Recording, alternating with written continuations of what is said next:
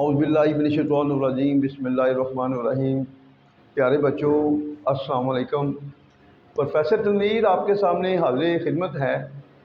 प्यारे बच्चों, जैसा कि हमें बेशुमार बच्चे जो थे पूरे पंजाब से जो तल्लुक़ रखते हैं और ख़ास तौर पर सरगोदा यूनिवर्सिटी के भी थे, पंजाब के भी जैसे फैसलाबाद यूनिवर्सिटी है, काफ़ी बच्चे जो कंफ्यूज थे वो कह रहे थे जी हमें अंग्रेज़ी के साथ साथ आर्ट्स के सब्जेक्ट में बहुत बड़ा प्रॉब्लम है, हमारे पास कोई ऐसी गाइडलाइन हमें नहीं दे पाता जिससे हमें ज़हनी तौर पर सेटिस्फेक्शन हो सके कि इन सब्जेक्ट में हम अच्छे नंबर ले सकते हैं।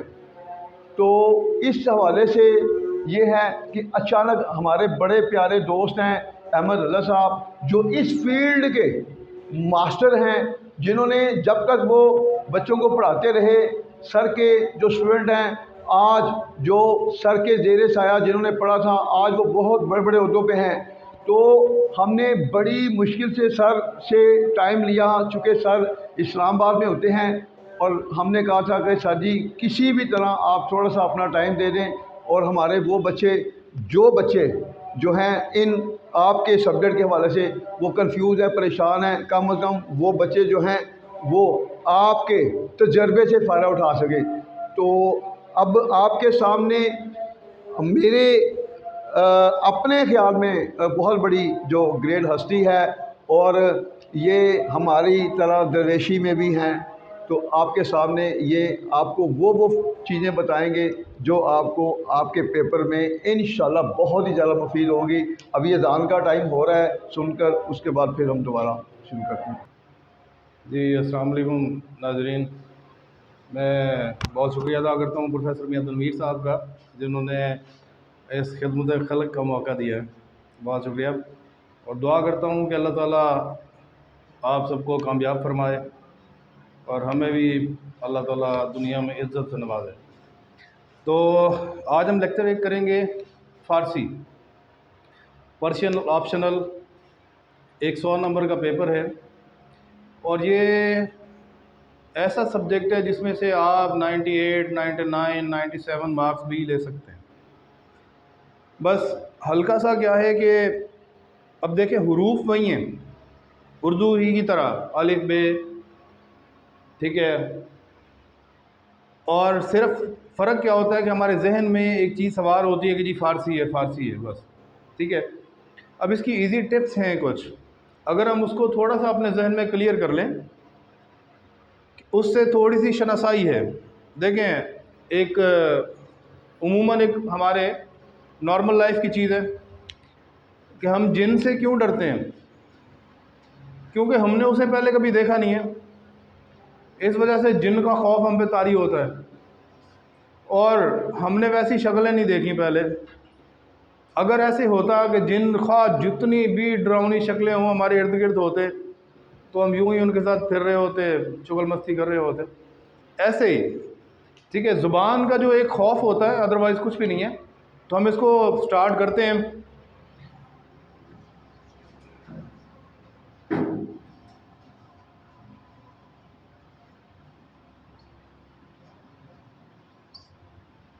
इसके टोटल मार्क्स हैं 100, 100 नंबर।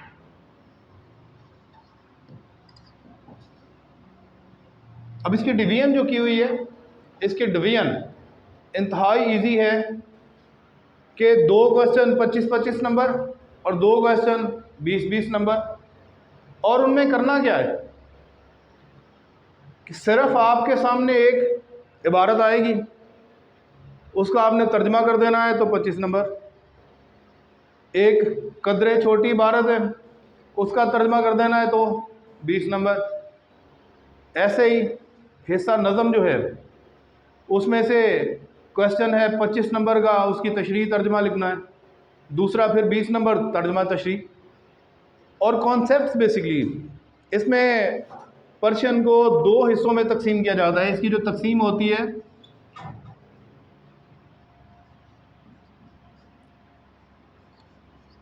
ये हिस्सा नज़म और हिकायात, सेम 2 क्वेश्चन 25-20, फिर यूं इधर 25 और 20, 10 नंबर जो हैं उसमें आपने एक हिस्सा है आपका मुसन्निफ़ का या शायर का, जनाब अल्लामा इकबाल और शेख सादी रहमतुल्लाह अलैह। इनमें अब अल्लामा इकबाल हैं, एक उनका ज़ाती तारुफ़ है या उनकी ज़ाती हालात ज़िंदगी, और दूसरा जो पोर्शन लिया गया है हिस्सा नज़म का, ये अल्लामा इकबाल की किताब है पयाम मशरिक़। पयाम मशरिक़ में से लिया गया है। ये दो चीज़ें आ जाती हैं, एक क्या होगा जी, हालात ज़िंदगी, और दूसरा उनकी किताब पयाम मशरिक़। सेम ऐसे ही शेख सादी रहमतुल्लाह अलैह, एक उनका हालात ज़िंदगी और हिस्सा जो हकायात हैं ये उनकी किताब गुलिस्तान सादी, गुलिस्तान में से ली गया। उनकी दो किताबें बहुत मशहूर हैं जो कि जिन पे अंग्रेज़ भी काम कर रहे हैं, गुलिस्तान और बोस्तान। शेख सादी ने अपना कमोबेश 30 से 31 साल की जो ज़िंदगी है वो सफ़र में गुजारी है।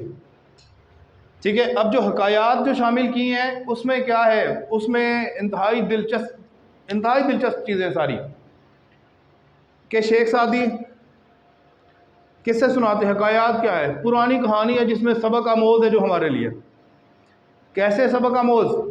अब पहली हकायत जो है उसको अगर आप देखें, उसका एक बादशाह का किस्सा है।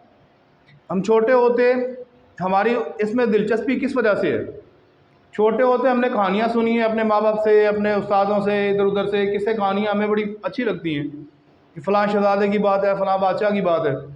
अब शेख सादी रहमतुल्लाह अलैह भी उनको मुखातिब, उनका वाक़या सुना के हमें काफ़ी सारी चीज़ें समझाने की कोशिश करते हैं। अब जैसी पहली जो हकायत है जिसमें एक कैदी और एक बादशाह का किस्सा है और उसके चंद वज़ीरों का, कि कैदी को बादशाह के सामने पेश किया जाता है तो बादशाह उसे सज़ाए मौत का फरमान जारी कर देता है। अब वो कैदी क्या करता है, जैसे उसे सज़ाए मौत मिलती है तो वो बादशाह को गालियां देना शुरू कर देता है। अब पहला सबक यहाँ पे है, पहला सबक क्या है यहाँ पे,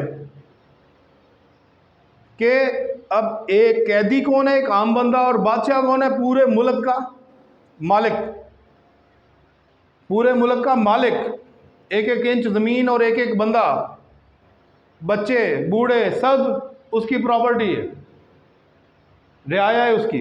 ठीक है, अब गाली कौन दे रहा है, एक इंतहाई मस्कीन और आजिज़ बंदा जो बादशाह के सिपाहियों की कैद में है, और गाली किसको दे रहा है, जो मुल्क पे राज कर रहा है। अब शेख सादी यहाँ पे क्या फरमाते हैं, इसके आगे फिर वो दो बातें हमें, दो तीन बातें मिसाल देते हैं। क्या वो कहते हैं, इज़ा याइसल इंसान ताला लिसानुहु किस नवर मगलूब यसूल अलल कलब। ये हकायत में ही उन्होंने अरबी में एक शेर लिखा है कि जब इंसान मायूस होता है तो उसकी ज़ुबान लंबी हो जाती है। हम रूटीन में क्या, हम किसी दोस्त को गए यार ये काम है, दूसरी दफ़ा गए बड़े इज्जत से, तीसरी दफ़ा गए, जब हमें पता चले इसने काम नहीं करने का, था यार बाढ़ में जा भाई तू, नहीं तो ना से। यही चीज़ कि जब इंसान मायूस होता है तो उसकी ज़ुबान लंबी हो जाती है। फिर क्या फरमाते हैं, किस नंबर मगलूब, कि आजिज़ आई हुई बिल्ली जो है वो यसूल अलल कलब, कुत्ते पर झपट पड़ती है। और फिर क्या कहते हैं कि जब मुश्किल वक्त में छुटकारा नज़र ना आए तो इंसान अपने हाथ से तेज़ तलवार का भी सिरा पकड़ देता है। ठीक है, अब इसी चीज़ को सामने रखते हुए जब उसने बादशाह ने सज़ाए मौत दी तो कैदी से उससे आगे कोई सज़ा नहीं थी, उसने बादशाह को गालियां देना शुरू कर दी। अब एक बात ये कि जब इंसान मायूस होता है तो उसकी ज़ुबान लंबी हो जाती, जो भी उसके बस में आए वो कर गुजरता है। अब इससे अगली बात, बादशाह ने पूछा चे मी गोयद, क्या कहता है चे मी गोयद। अब हम इसमें ज़रा हल्का सा आपको सिखाते हैं फ़ारसी का जो गुर है। अब इसकी पहली जो लाइन है,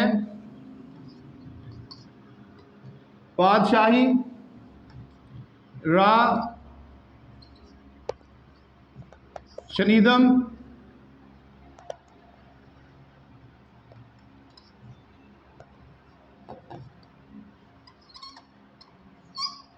बकुश्तन असीरी इशारत कर्द।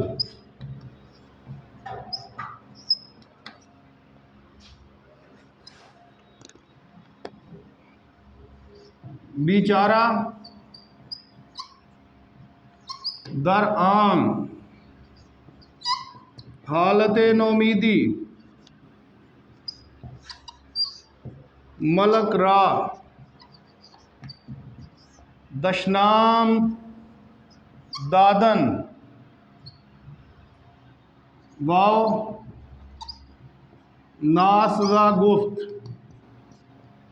अब ये है जी फारसी की इबारत। ये क्या है?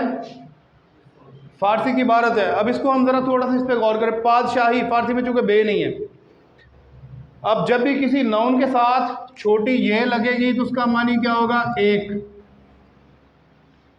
जब भी किसी नाम के साथ छोटी ये लग जाएगी तो उसका मानी क्या होगा? एक।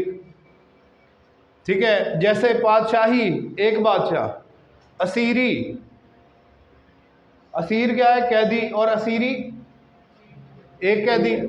अब ये जो रा है, रा क्या है? ये फारसी की प्रेपोजिशन है। इसको आप ले सकते हैं क्वा, के, की से मुहावरे के मुताबिक कि पादशाही रा शनीदम, शनीद का मानी होता है सुनना।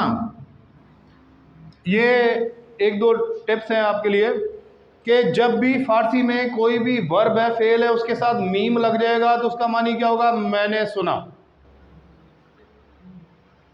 खेज, खेज का मानी क्या था? उठना। खेजम, मैं उठा। ये आपकी नज़म में आता है, हवा कहती है मैं उठती हूँ। ठीक है, जब भी किसी नाउन का अपना वर्ब के साथ मीम आ जाएगा उसका मानी क्या हो जाएगा? मैंने किया। अब ये शनीद है सुनना, तो शनीदम, मैंने सुना। अब मैंने एक बादशाह के बारे में सुना, या मैंने एक बादशाह को सुना कि बकुश्तन कत्ल करने का, असीरी एक कैदी को, इशारत कर्द इशारा किया। एक कैदी को कत्ल करने का उसने इशारा कर दिया। बेचारा दर आ हालत नौमीदी, बेचारा, अब ये उर्दू का लफ्ज़ है। उर्दू में से क्या कहते हैं हम? बेचारा। बस सिर्फ ये का फ़र्क है ना, छोटी ये और बड़ी ये।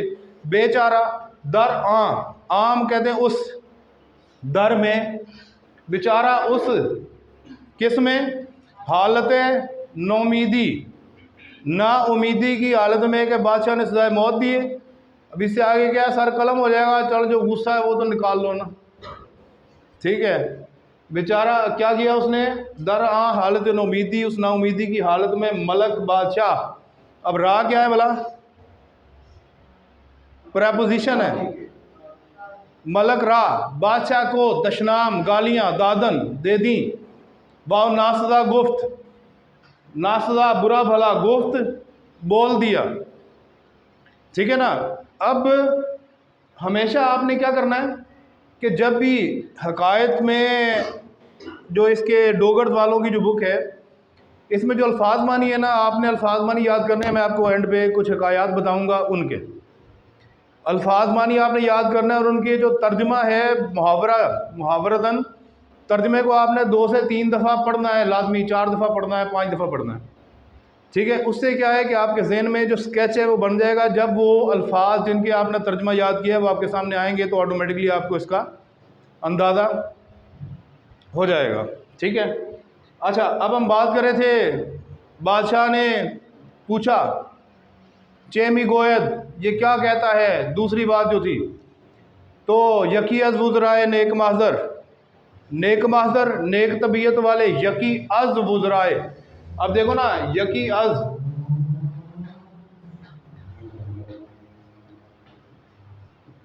अब उन्होंने ये नहीं कहा कि सारे वज़ीरों में से एक वज़ीर बोला, नहीं, वहाँ पे बड़ी वैरायटी थी वज़रा की, बादशाह का दरबार था। वो कह रहे हैं कि नेक वज़ीरों में से, वुज़राए नेक, नेक वज़ीरों में से यकी एक आदमी, अज से नेक वज़ीरों में से एक वज़ीर बोला कि बादशाह सलामत ये क्या कह रहा है? वलकाज़िमिनल गैज़ वल आफ़ीना अन्नास, कि वही लोग भले हैं जो अपने गुस्से को, कुरान पाक में फरमाया अल्लाह ताला ने कि वही लोग भले हैं तुम में से जो अपने गुस्से को पी जाते हैं और लोगों के साथ भलाई करते हैं। आफीना अनिन नास, ये भी आप लोगों की हिकायत में है, ठीक है। तो अब क्या फरमाते हैं, बादशाह ने जब ये बात सुनी, मलकरा रहमत आमद, बादशाह को रहम आया और उसने उसको माफ़ कर दिया। अब पास जो खड़े हुए थे वज़ीर, अब शेख सादी का लिखते हैं वज़ीर दिगर के ज़िद उबवद, कि एक और वज़ीर जो पहले की ज़िद था, उलट था उसके, वो नेक आदमी था, तो ये क्या है, खुद ही समझदार हो। अच्छा, तो वो कहता है कि जी अब नाई जिन से माँ रा नशायत, वो कहता है कि हम जैसे लोगों को ये ज़ेब नहीं देता कि हम बादशाहों के सामने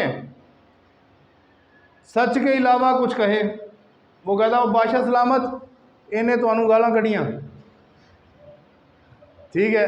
अब वो बादशाह को गुस्सा आ जाता है और वो अपना चेहरा फेर लेता है।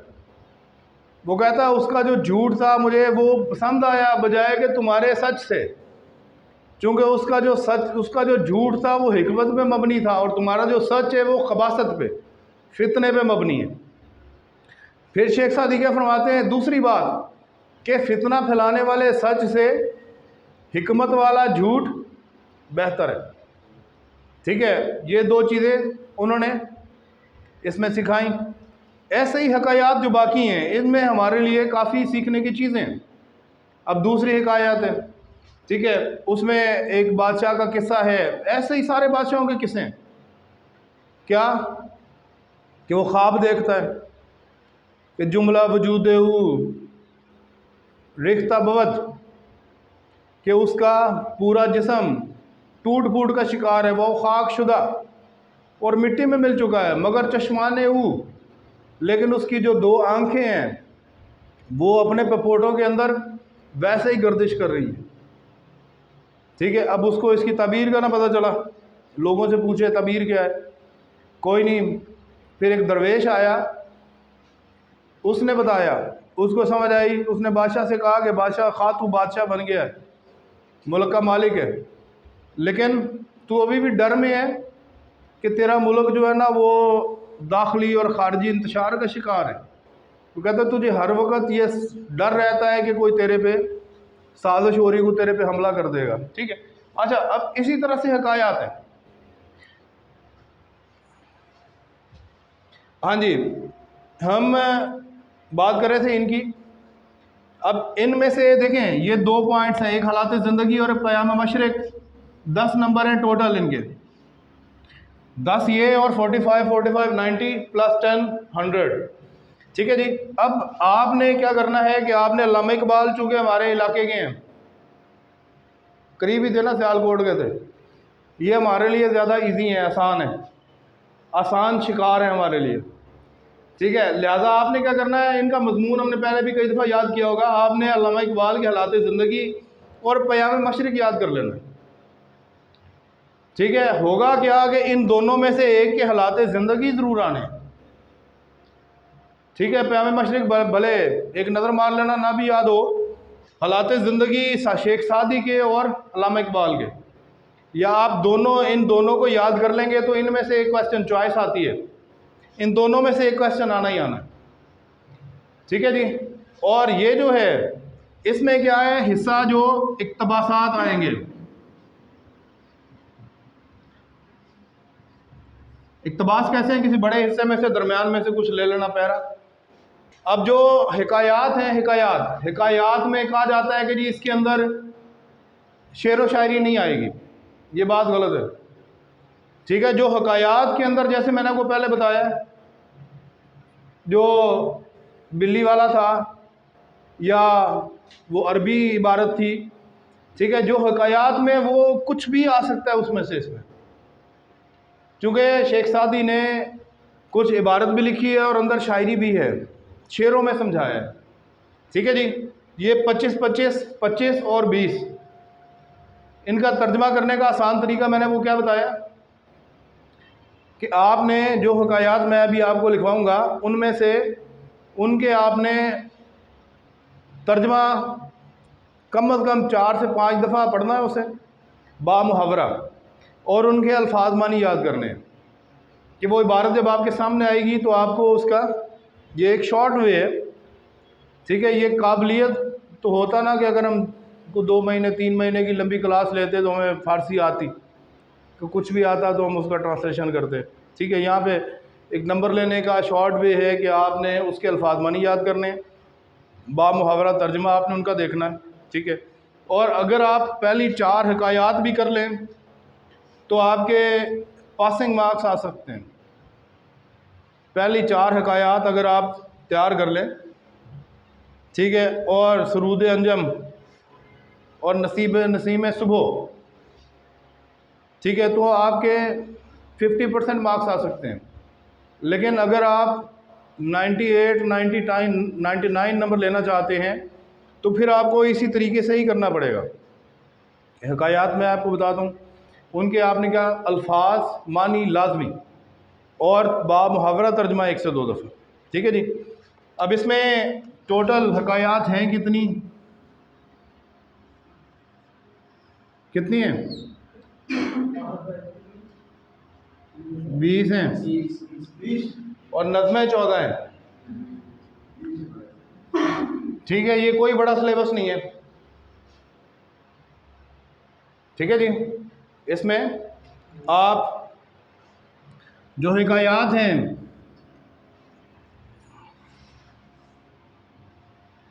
हिकायात में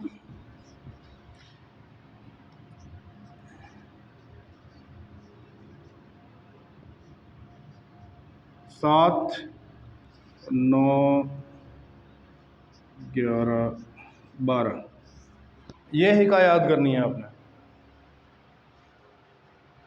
ठीक है। और नज़में जो हैं, नज़मों में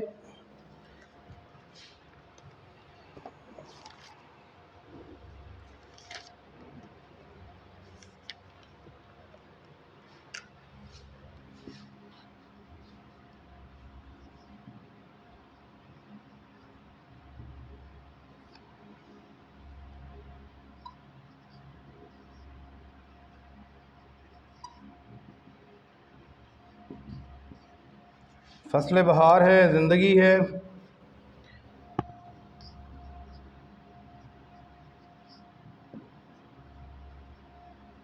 सरूद अंजम,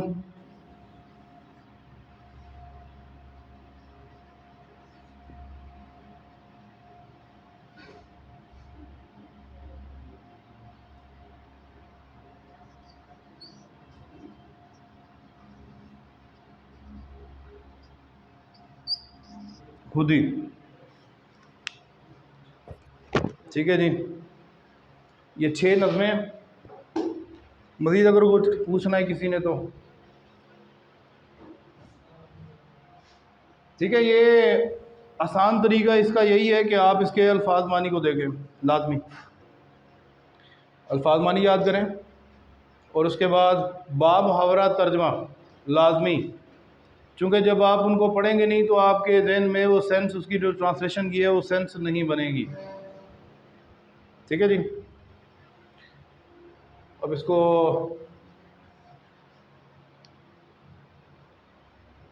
वाइंड अप करते हैं। बहुत शुक्रिया, अल्लाह ताला आप सबको कामयाब फरमाए।